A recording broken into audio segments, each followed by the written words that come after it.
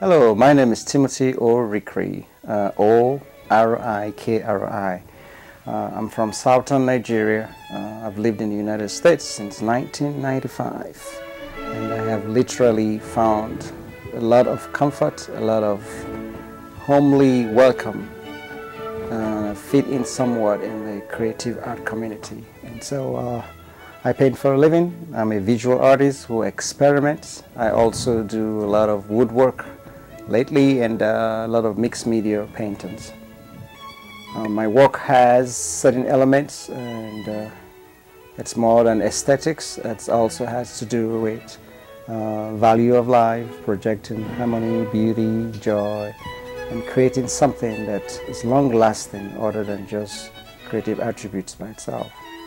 And you've been painting for how long now, Tim? I've been painting since I was 17, so 17. I've been painting for over 30 years or more. That's a pretty long career. I really don't think so. Art to me is more than a career, first of all. Art to me is a way of life. It's like a calling. It's like part of breathing. And so technically, I think it's going to get stuck to me, even though I'm going to find ways to refine it and find a new outlet.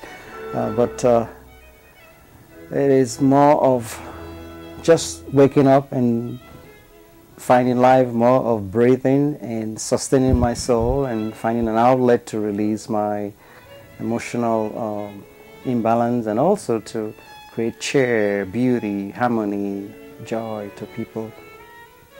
Now, I've found that myself, I'm really drawn to color. People seem to get lost in the color, and sometimes the image is not as important to them as maybe it was to you. First of all, I'll give you a little background. Living in Africa, where it is a 60, 70, 80 degrees all the time, the rich vegetation, the bright colors of the sun, the luscious green, and then you look at the ground, terracotta red.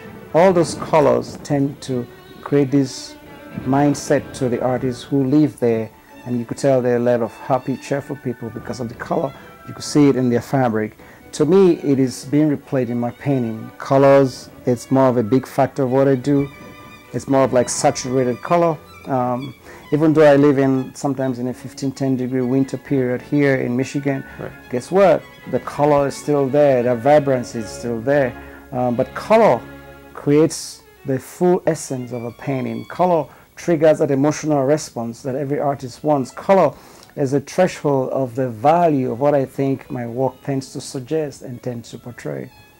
So you're from Nigeria, and color is very important to you. Are you in contact with any artists from your country? Yes, I do. Thank God to social media. So it's slightly much better now, instead of sitting and making phone calls and calling long distance. We could either get on Twitter or get on Facebook or get on email, or sometimes do through Skype. Yes, I do still make contacts with them. And pleased to say that some of them are also in other parts of the world too, that I still get to touch base with them. Some are in Europe, some are in England, and then several of them are still in West Africa. So you've been in this country for, again? Actually, I came in 1995. This will make it 20 years by November that I've been here. And did you previously live in any other countries besides your home? No. I left straight. Actually, I was born, raised, bred and buttered in Africa, in Nigeria, and coming to the States was the first time I had to have left the country. Right.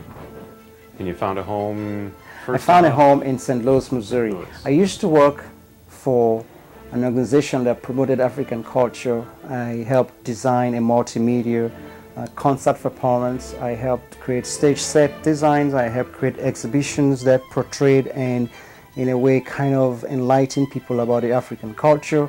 I worked as an artist in residence. I have often tried to promote my culture, promote my way of life, even though I'm in a foreign place, in the context of someone who was there.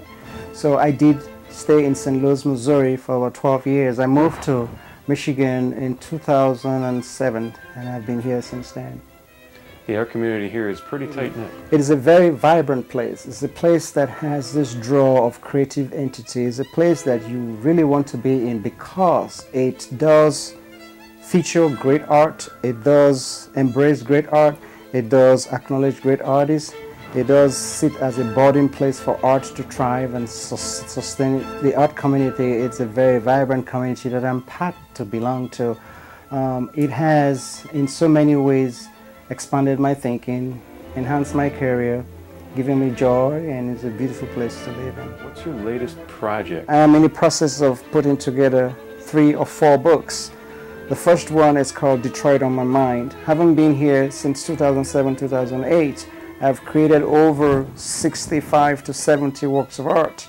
And I'm trying to now create a compilation of these paintings into a book format that will inspire, will invigorate, will enlighten people, as well as create something that changes the dynamic, changes the discussion about what Detroit has been portrayed as. To me, it's not a war zone. It's a place of wonder and a place of beauty. To me, I tend to see beauty in the gloom. So I literally will say the bloom in the gloom. To me, I try to see sense of wonder, sense of value. I'm drawn to finding creativity in any place, anything, anytime. And I think the creative mind should feed into that, should tap into what is, what was, and what will be. So one of the projects I'm working on is creating a book that is called Detroit on My Mind. Hopefully to be in the press and somehow to be for public consumption soon. There are exhibits around that will be coming up soon. The second project I'm working on is creating paintings. Oh, sorry to digress for a second. The painting behind us, it's about Detroit. Okay. It's literally somewhere last year we had the flood. And I'm sure you remember how the highways were flooded. Sure. And in the morning of that day with a dark cloud, I had this sketched out, but I had to convert that to kind of being in tune and almost see as if that was a kind of a cleansing of the city. So this is part of one of my Detroit on My Mind painting. Okay. Back to what I was saying, the second book I'm trying to put together, it's called My Creation Story. Our society, it's literally being not taken care of as we should. There's disharmony, there's tension. But what I'm doing as a creative mind is to see how I can portray that. I am creating, and I have been creating, series of paintings titled Creation Story, showing how it was in the onset of creation, I believe, showing how it is what it is now, then showing how with our misuse of what it will lead. So that's a compilation of works that creates a social discourse. The third thing I'm creating that will be in a book project are collections of butterflies, flowers, landscape. It's called Nature's Bliss. But all of this literally is me trying to find other means to expand and let my creative attributes meet and fit into the discourse of society. Because I believe as an artist, every one of us, as an individual, as someone living on earth, every one of us has the responsibility to be part of society's upbringing, to keep stable society. I don't have the mouthpiece of a preacher or of the administrator. I'm not in politics. I can effect change through any political ranking, but guess what?